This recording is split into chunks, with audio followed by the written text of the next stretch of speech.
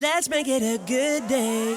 Today on The Jason Show, Billy Eichner told me I had to see it, so I did. My review of the much talked about rom-com, Bros. Then, he is a Minnesota meme machine. Find out what it's like to channel all that passive aggressiveness into one social media account. And 'tis the season, a new list ranks the scariest movies of all time. See if we agree. The Jason Show starts right now. Here we go. Let's make it a good day. We do it our own way. Let's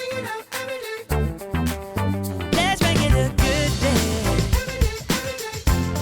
Oh, no matter what they say. Oh, yeah.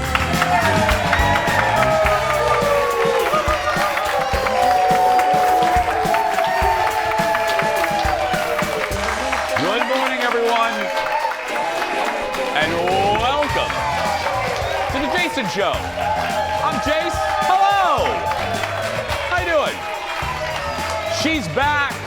Ladies and gentlemen, Kendall Mark, everybody. Hi. Hello. How you doing? Hi, everybody. Good. Great. I missed you. Welcome back. Thanks. I missed you too. I mean, I got to say thanks to Pierre. We had the Pierre. Dude Show yesterday. We had Pierre sitting in the chair, and then Shane sat there. And Hanson? And Stephanie Hansen sat there. So fun. Do you mind, where were you? You were... I was in Mexico City. It was so fun. It was amazing. It was one of my best friend's weddings. Oh, fabulous. So we stayed in Polanco. I had a lot of people reach out, just like when I went to Colombia, people were like, Mexico City, I hear, it's not always the safest place. Where we stayed was wonderful. I can't speak highly enough about everyone who worked there, the streets, the food. I said, lo siento, like a million times, because people would say something in Spanish and I'd be like, give me 7 minutes to process what you just said. Yeah. I haven't spoken this since freshman year of high school. Or grab Google Translate. Seriously, Yeah, Jordan yeah. kept going. He's like, what is that word you keep saying? I'm like, it means I'm sorry. Yeah, I'm sorry. Lo siento. And everybody would go, oh, it's okay. And then we kind of figure it out. But it was so fun being there, and everyone was just so kind and wonderful. It was a really great experience. Oh, well, I'm glad you're back. I'm glad you had a good time. It was Yeah. so much fun. And we jumped right back into our rhythm in our pre-show meeting, in Sure our did. before the show. You can see it on Facebook. I'm 48, and know. I know that. Yeah. Back to you. And I grew up in the 80s in Yes. the elementary schools where our teachers would put on educational or non-educational films for us every so often. And those were, and let's just be clear, those were the best damn days ever. Like you know what I mean? You just look, yeah. Match a school bus. They're so we would always watch. I went to Edgewood Elementary School in Michigan City, Indiana. And no matter what grade, first, second, third, fourth, fifth, there were a couple movies or things that they would always put on every year. Free to Be You and Me by Marlo Thomas. That was so good. That's when I learned I could cry. And the Billy Wants a Doll. I realized it was okay to want a Cabbage Patch Kid. And then the other thing was Ricky Tikki Tavi. Now, and thank you. Now already I love this audience because I bring up, thank you. You remember? Okay, I'm in this meeting. Now look at, now wipe that face off right there. Now look at, you smile. Because I'm in this meeting and I go, oh God, I loved Ricky Tikki Tavi. It was this cartoon about a mongoose and a cobra. And it was a Rudyard Kipling. Tell me more. It was a Jungle Book spinoff. It was the works of Rudyard Kipling, and you know I'm a fine connoisseur of literature. And what the hell's so funny over there? But anyway, this was a cartoon we watched every single year. It was an animated film. None of the people that work on this show remember or has ever heard of Ricky Tikki Tavi. We in fact called it Ricky Tikki Taffy. Taffy, and it's anybody, studio audience, have you got anybody heard of Ricky Tikki Tavi? Anybody? Thank you! Oh my God. Okay. Now, it's so good, and I watched it every year. I don't remember what the life lesson was. I don't know.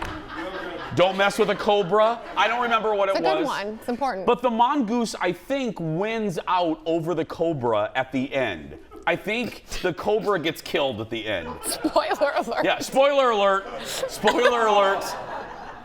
But I'm just saying, it was ingrained in my mind as a child, and the entire staff made fun of me. Nobody, they didn't think it was real. It's a real thing. Go on YouTube. I don't think anyone didn't think it was real. No, We just were like, Ted wow, thought I was you're making it so into this Ricky Tikki Tavi. Yeah.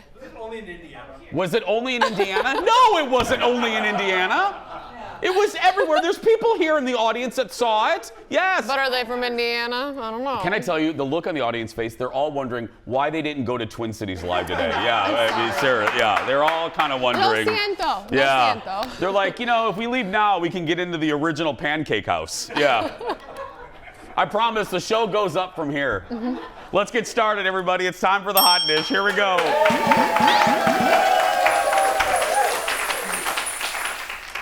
We've also decided that the marmot behind Kendall will now be called Ricky Tikki Tavi. That's what the name is, yeah, right there.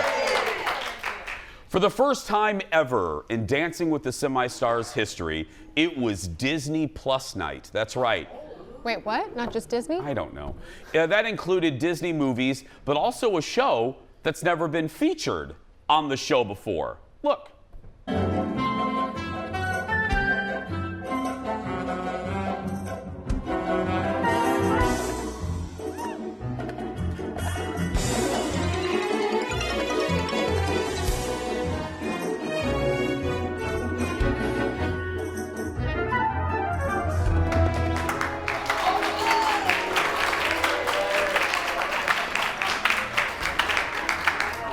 I think that's what you see when you enter the gates of hell. I do. I think that's like a welcome video.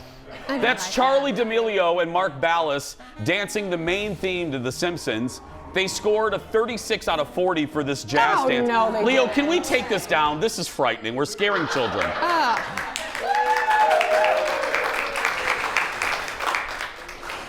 And you thought Ricky Tikki Tavi was scary. Look at that. Seriously. Who went home? Weatherman Sam Champion got the boot. I know. Poor Sam, and whoever his agent was, he was on Good Morning America. He was flying high, and then some dumb agent said, "Hey, I got a great idea. Go to the Weather Channel." Yeah. And he left the weather, and no one's ever heard from him again Except until for right now. now. Yeah, he's back on there. That means all of this recap means it's time to play our favorite weekly game. What was Tyra wearing? So here we go. Here's Tyra's very long entrance, her very dramatic entrance. That is You the know most what? subtle outfit she's ever worn. I gotta say, that's actually pretty. Yeah. But again, oh, there's Mickey. This is how pathetic I am. I'm not even paying attention to her. I'm just noticing that Mickey Mouse is in the frame. But again, her entrance is longer than some of the couple's dance routines. So true. Yeah. Anyway, let's move on. It's been nearly, I can't believe this. It's been nearly 30 years since John Candy passed away. Yeah. And finally, we're getting a documentary about his life. We should have had one years ago. Here's a clip from let's look back, one of his greatest roles, period. Look. Baby's arms don't know how we pour never did before. Since we found out how it Dell. we never Why did you kiss my ear? I'm back in Why are you holding my hand? I miss Where's your other hand? loving on Between two pillows. Those aren't pillows.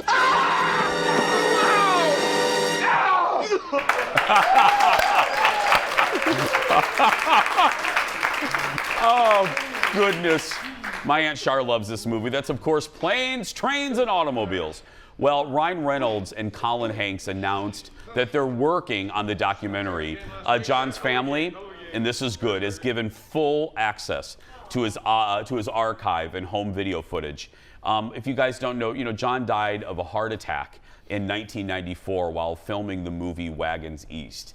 I can't believe we're sitting here in 2022. I mean, they make documentaries about everything. We haven't had a comprehensive documentary about this guy. He was just, in the 80s, he was just a giant in comedy. I mean, for me, National Lampoon's Vacation, when he plays the security guard at Wally World. Sorry, folks, park's closed. I mean, it's just like and then Uncle Buck, Cool Runnings. Ted loves that movie. Home Alone. One of the original Home Alones.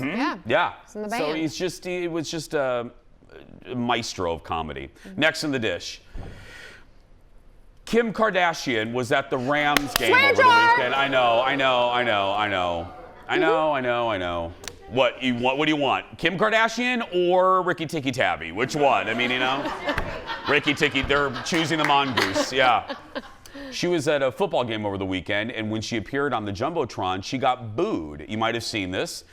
Bethany Frankel tweeted about why she thinks Kim got booed. Bethany says, football fans are people with daughters and sons who have hope for realistic role models for their children. Football is not the superficial land of fashion. Those fans can't be bought. Yeah. Girl, Bethany is on fire. She's taken no prisoners. She's going after Kylie and Khloe and Quincy or whatever the hell her name is for all of their beauty products, saying they're crap and they're a waste of money. No, she just doesn't hold bars about anybody. I don't ever want her to not like me. I know Bethany. Period. But I follow her now just because I love her from Housewives. Yeah. But also her beauty product recommendations. I don't even use stuff like that. I follow her just because she has the best. You don't? Well, I do makeup for the show. No, but I meant like beauty products. That you've got great skin. I mean that. Like you don't use cream and stuff. Honey, that was a nice little moment we had. I'm being serious. Oh. He's touching me. I don't know what to do with myself. I'll write this down.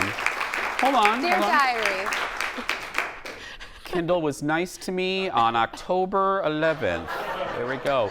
No, but I shouldn't have said that. I do use some products. I'm just saying her reviews, she cuts through the crap. She basically tells all of us that drugstore beauty products are actually pretty good. You don't have to spend a ton of money. Yeah.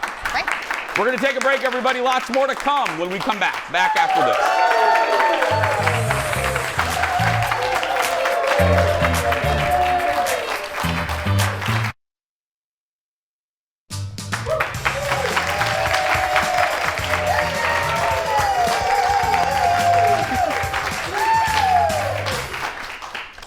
Photographer Eric delivered some bad news to us during the commercial break.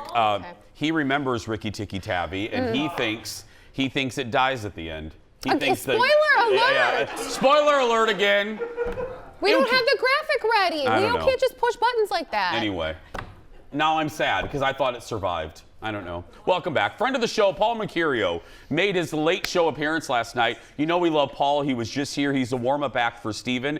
But yesterday he was on the show. Let's look at it in our late night rewind. My cousin Bobby, he's a small-time mob guy. He runs numbers. Yeah. And he dresses like John Travolta in Saturday Night Fever. He does. Big coif of hair, tight pants, on the street corner, smoking cigarettes. How you doing? How you doing? How you doing? One of these guys. Like he's got a live snake in his pants, right? And he sells stuff out of the trunk of his car. Last week, he was selling suits, ratchets, and car alarms. It gets better. Car alarms he stole out of other people's cars. Yeah. Bobby, a Guido. We call him a Guido. This is how he came dressed to my father's funeral. An open casket funeral. I am not making this up. Fluorescent orange silk shirt, unbuttoned gold chains. White patent leather belt, white slacks. You getting the picture? A creamsicle with chest hair. White mesh loafers. No socks, because it's the summer. But you gotta put powder on your feet to keep them dry. But Bobby, being the Guido, has too much powder on him, so every time he'd step toward the casket, puffs of white smoke will come out of the tops of his shoes.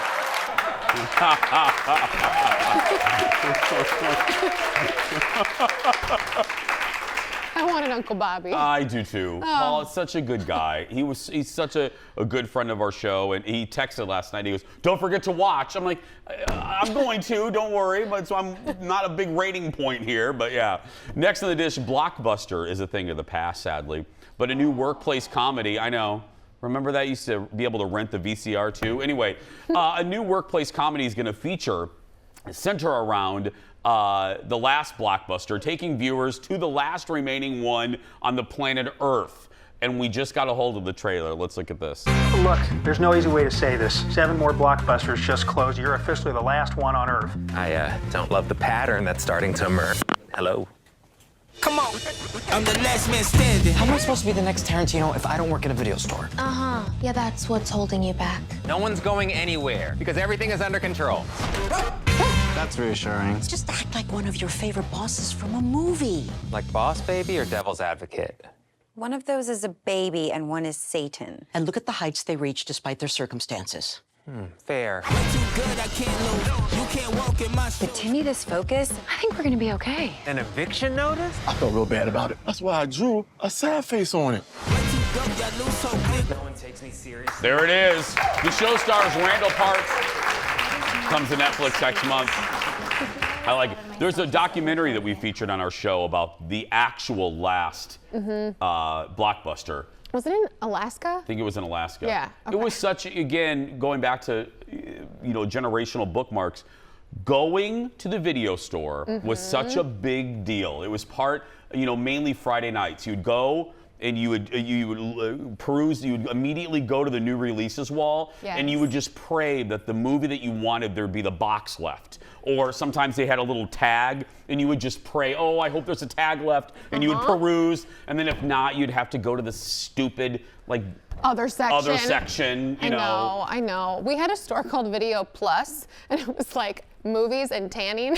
So you could pick out your DVD, and while someone was checking it out, you could go get a tan. Oh, nice. I mean, it was highly convenient. My friend Ange, my high school 4 that I just reunited with, my friend Ange worked at Uncle Lair's video store. Uncle Lair? Uncle Lair, yeah. Okay. And this sounds was creepy. I'm yeah, just gonna it was. throw It it was out a there. creepy place because it was one of those not name brand video stores that had naughty movies. Oh, Video Plus had those too. Yeah, and you had to go by. You had to go behind the curtain, the beaded curtain. Yes. Yes. And Ange would call me. She's like, there is a Mervy Pervy back there right now. And then I worked nearby, so I would run down there and we would laugh at the Merv Perv that was in the back, looking at the. Anyway, next in the dish, Jamie Lee Curtis was a guest on The View yesterday, and she talked about the possibility of a Freaky Friday sequel. Look at this. You know what? I'm 64 years old today. Not today.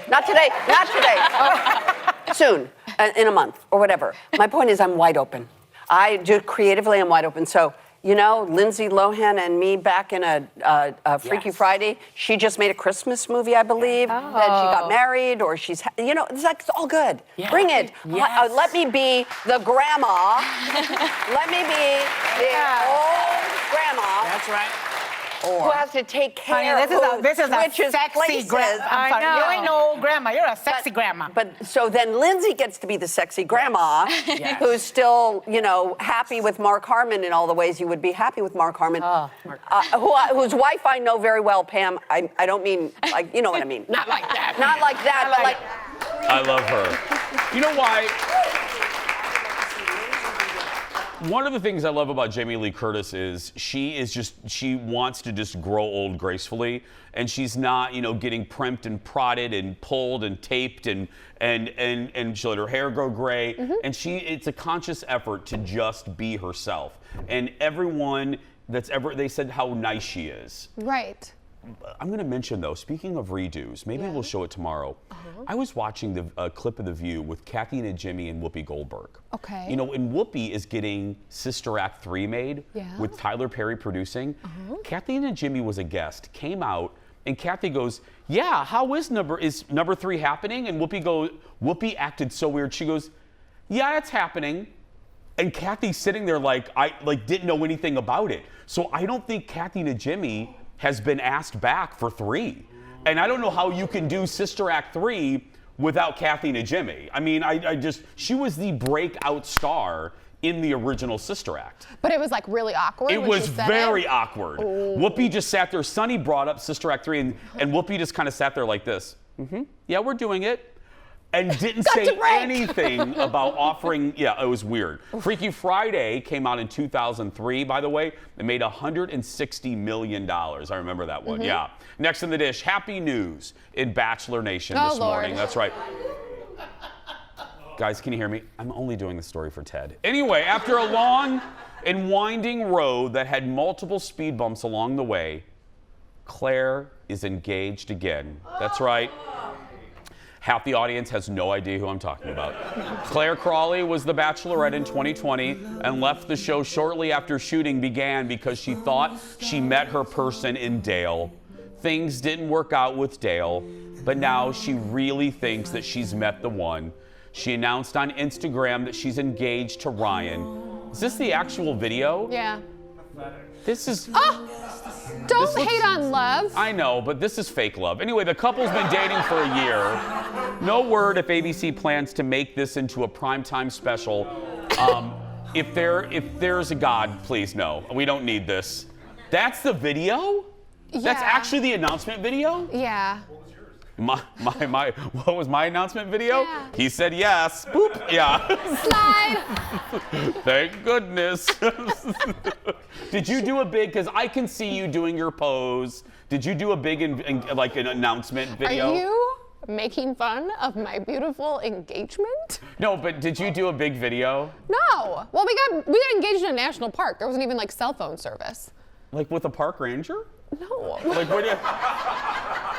No, like my husband and I, like, you know, normal people, we walked through a national park. We camped there, we like went on a hike, and he set up his camera, because he takes pictures all the time, and he got down on one knee. So we have a photo of it. Oh. But yeah, no, I mean, my family thought I said no, because we didn't have service for like 3 days. And so everyone was like, oh my God, they're not answering.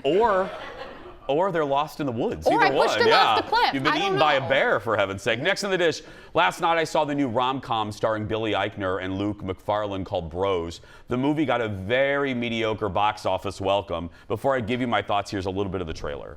Oh my God, that's Aaron. He's very hot. Gay guys are so stupid. I know. But we've been smart enough to brand ourselves as being smart. It's our little secret.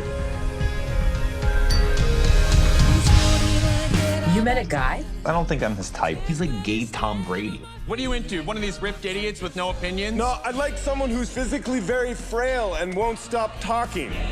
And I bet he's as intimidated by you as you are by him. I'm down for whatever. Yeah, I can do whenever and I can do whatever. Cool, whatever, whenever. GIF of Michael Scott dancing. Office GIF? This person isn't gay. So, Billy, as you know, kind of criticized the audience for not supporting the movie after the first initial box office, saying that we needed to go and we needed to bring all of our straight friends. Well, let me lead with the positive. I'm going to start with the positive.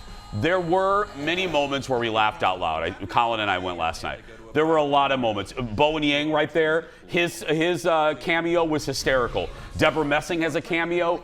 We really did laugh many, many times. Here's the negative. The movie got $9.2 million at the box office because it's not real good. Oh. That's why. In my opinion, I mean, and I hate saying that because let me go back to the positive. I love that it was an all LGBTQ cast and crew. I love that. I love that our stories, Universal took a chance on and our stories are represented. Here's what I didn't like, though, and it immediately closed the door to me. And I'm like, ugh. The first is Billy Eichner's character, in my opinion, is kind of unlikable. You have a lead character that's not real likable, so I wasn't really rooting for him. Number two, it was like they had a legal pad of just cliches and stereotypes that they needed to check off. Oh, wow, a gay rom-com where the gays go to Provincetown, they go to Pre-Town, that's original. Oh, one of them, loves to go to the gym, that's original. You know what I mean? And it drives me crazy. And I would like to see a different type of story, that's all. And it's not internalized homophobia, it's none of those things. I checked myself at the door. It just was a little too, oh, of course they're gonna do that. Oh, of course they're gonna do that. Right. That just made it not real likable to me. The scene was almost like, we talked about that with Sex and the City with the reboot, how it almost felt like overcorrection sometimes. Yes. You were saying it was the movie almost tried to justify its existence. Just tell the story. Just tell the love story and then let the audience take it in. the overcorrection, you use that word, and I loved that. It was like, you didn't need to justify its existence. It's there, and let the audience absorb it. So, Billy, I applaud you, but I do wish I liked it more. We're going to take a break, everybody. We'll be back right after this. Back in a moment. Coming up next, he's the Minnesota meme maestro who has turned our habits and quirks into social media gold. And I can't believe I'm going to say this, Miss Shannon and Kendall are going sword shopping just in time for the Halloween season. That and more when we come back.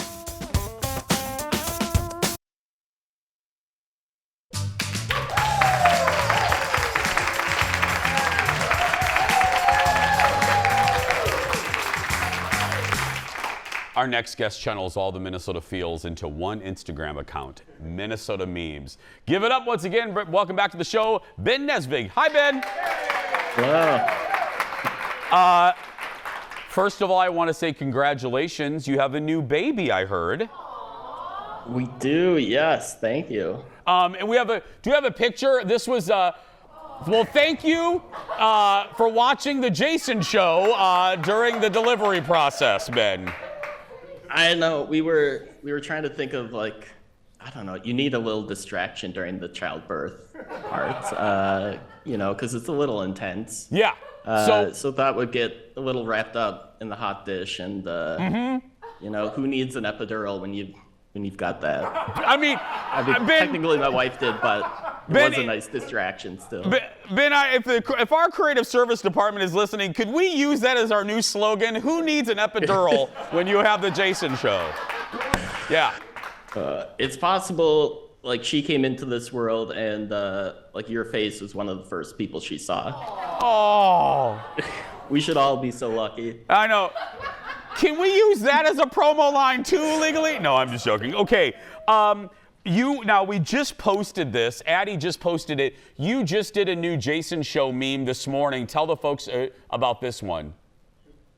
I mean, I saw the sumo clip, and it just had meme material written all over it. I mean, who hasn't been there with getting a little carried away with the bottomless mimosas brunch? If people do not know, that is Ted and me lying in the hot summer day in our sumo suits. And Ben, you know, we couldn't get up at that moment. We had to have people pull us up. Yeah. I love it. Let's look at a state fair meme here. Leo, go ahead and punch this one up. What is this, Ben? Oh, that George Clooney's given the perspective of an out-of-state person attending their first Minnesota State Fair, and it's just, I mean, all the things you see from, I don't know, someone getting sculpted out of butter to, I didn't even know this was a thing until recently, like people throwing bras and underwear on that roof, on the sky glider. Yeah. Yeah, to the huge, like, above ground size pool thing of butter. It's an experience. Before we show any more, how long, I mean, I'm assuming, you know, sometimes it just come to you easy. When did this idea pop in your head? Oh, for like the Minnesota Memes account in general? Yeah.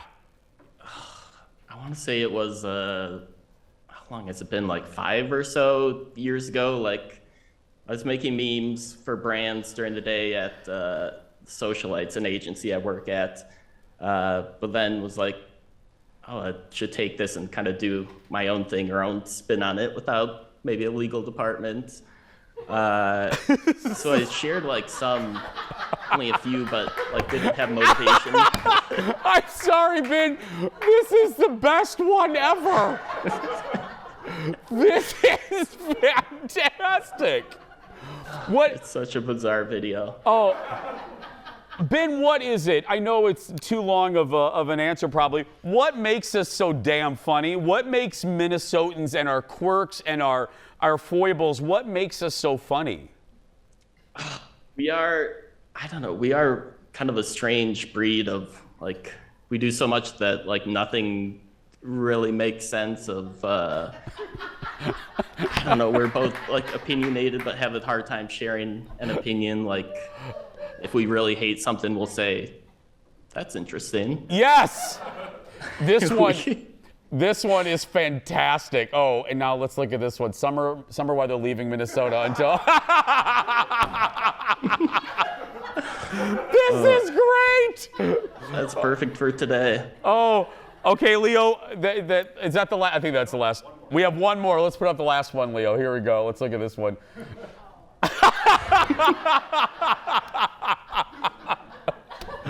Oh, That's man. me in 10th of August at the State Fair. Yes.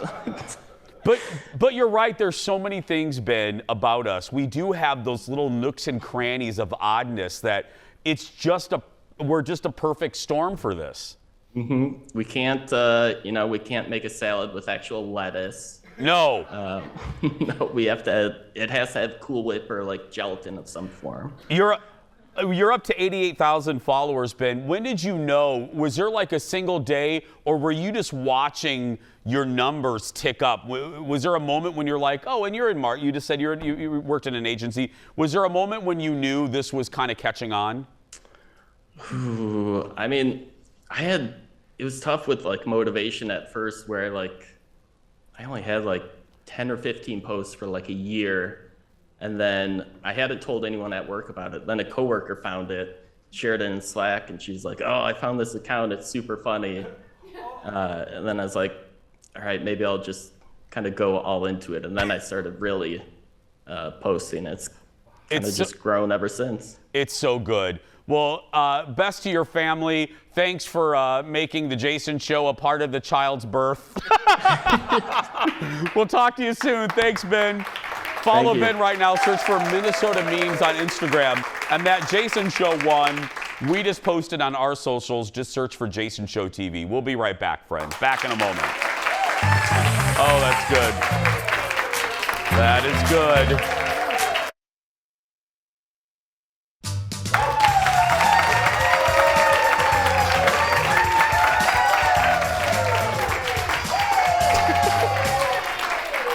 Welcome back. Scary movies are easy to find this month, but how many are actually scary? Study Finds, whatever that is, Study Finds compared 10 horror websites to find the 5 scariest movies of all time. Kendall and I will go through each of them, and we'll probably argue about this because you know how we love to take apart a list. First up, number 5, a movie you may not remember from 2014. It's called It Follows. It's about a woman tortured by a shape-shifting monster. I know nothing about this movie. I'm looking over at Addie, my dear friend and social media maven. It's good, Addie? So good. Is it scary? It's like legit scary? Okay, scary and psychological. Okay. So y'all, I guess we need to go watch this. This was the only one I also had not seen or heard of. And I love the genre. By the way, programming note, I'm getting a sneak peek at the new Halloween tomorrow, and I'll have the review on Thursday. So yeah. Anyway. Okay. Let's move to number 4, and this one is a classic. Hello, Daddy.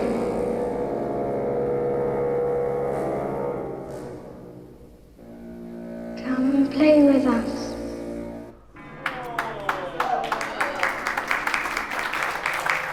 By the way, that's what the executive wing of Fox 9 looks like, by the way, when we go upstairs, as I go up to the president's office right there. Bring a bat. On my way to Mim's office, I see 2 evil twins. Come and play with us, Jason. This is The Shining from 1980 with Jack Nicholson, based on Stephen King. Oh, look at Shelley Duvall. She was terrible in that movie. I mean, really go back and watch it. I'm being serious. That's just dumb. It's bad. But I love that movie. I watch it every year. But she just almost ruins it. Send your emails to kendall.mark@Fox. Yeah. Okay, anyway, let's move on to number 3, one of my favorites. Look.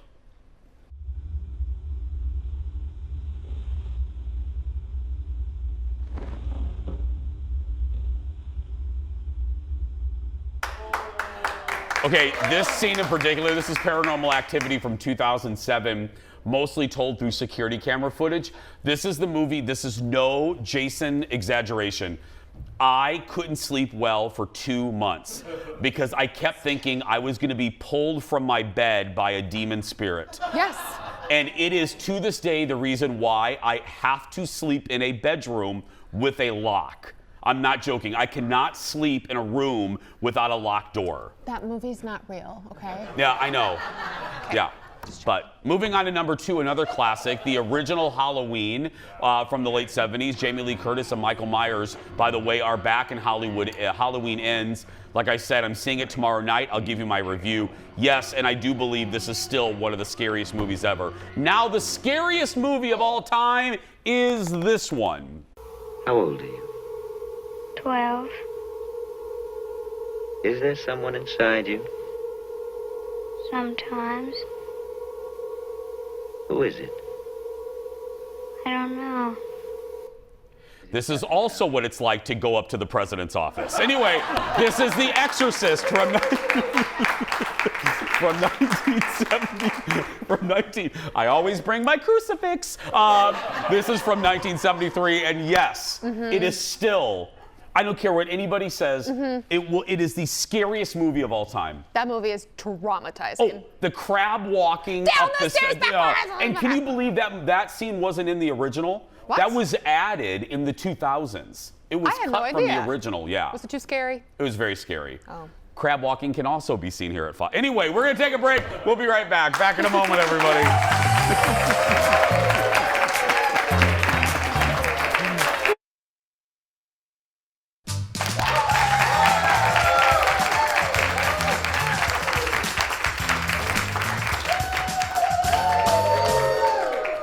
When it comes to getting a Halloween costume, sometimes you have to hunt down just the perfect accessory.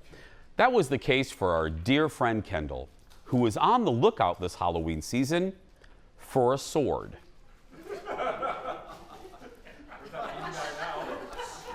So she teamed up with someone who knows a thing or two about swords, our friend Shannon Paul. So this all started with me telling Eric for Halloween I'm going to be Adderlyn's assassin, Jelena Sardosian.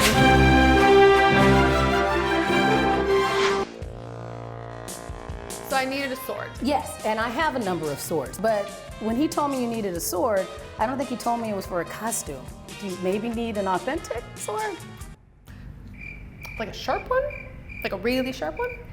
Well, okay, let's just go. Let's go. All right, we'll see. It might, okay, come on. Down there? Down here. They're nice. Come on. Kendall, come There's on. swords in this creepy basement. Come on. Okay.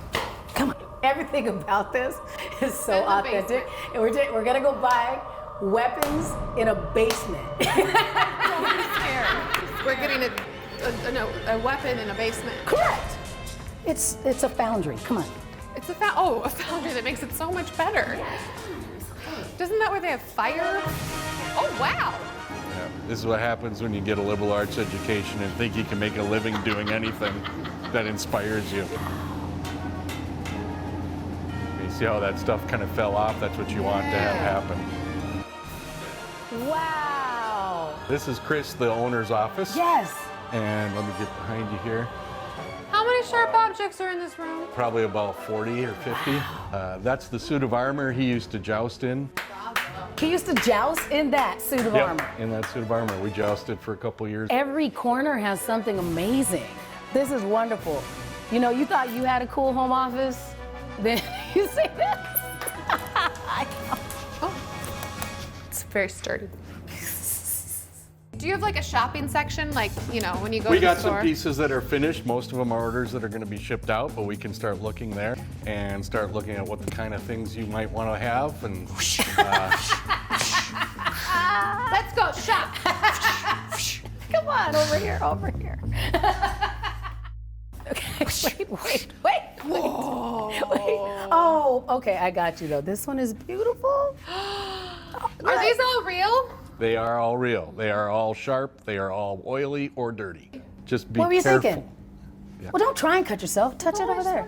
Should we pull that down so you can? Yeah. Why don't I pull a couple of these off the rack and then we can look at them and see what kind of thing you like. So have you heard of Sarah Moss? She's an author. Yeah.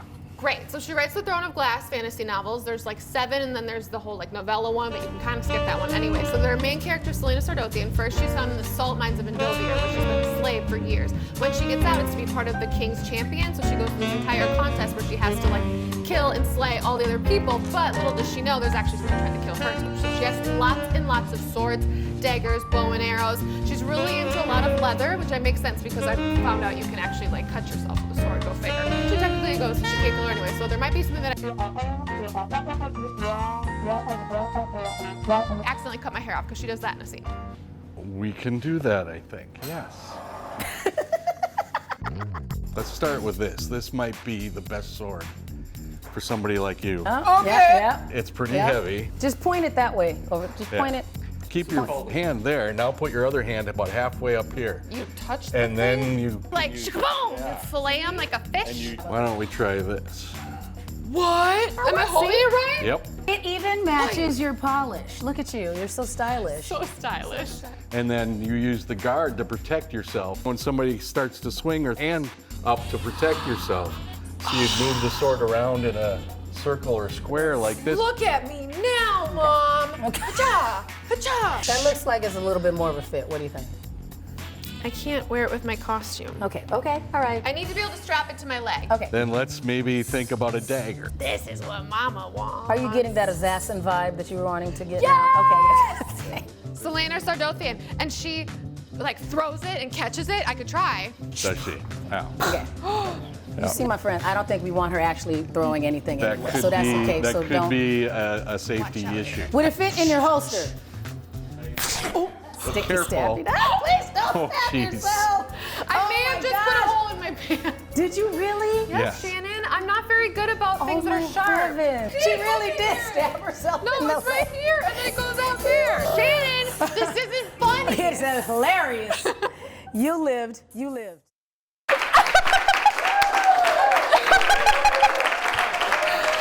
Oh, I was so looking forward to your face when you watched that. The guy was like, "Are you bleeding? You could be bleeding." I was like, "I'm not bleeding." He's like, "No, these things like will feel like they didn't stab you, but they'll stab you." No, I'm fine. My legs are fine. I don't my jeans are physically know not. what to say. I just don't. The whole thing. Wasn't it so cool? How long do I? I don't have long, do I? How long do I have? I don't have long. 30 seconds? Okay. Here's what I'm going to say. Executive producer Jeff, when you weren't here, he goes, "Who approved this? Like, Eric and I did. How did this happen?" Because on the sheet, it was like, nothing seems right about what just happened. Kendall goes sword shopping. I mean, how did that get past anybody? I think we just did it, like, and then asked for forgiveness now. Sorry. That's right. We're going to take a break. We'll be right back. Back in a moment. And Miss Shannon just walking away while you were explaining. She's like, I'm out. I'm out. Welcome back. So, it is breast cancer.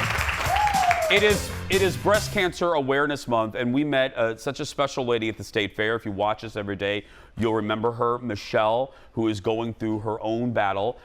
She's actually here today and doing well and actually leaving us and continuing the fight. Well, she mentioned her banana bars, and of course, Kendall immediately got very excited. She brought a whole tray for us today.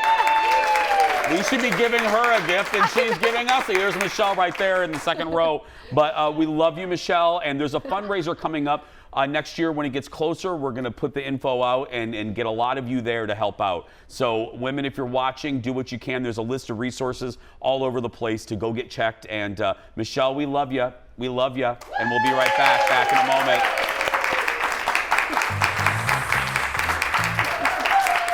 And I'm going to eat one right now.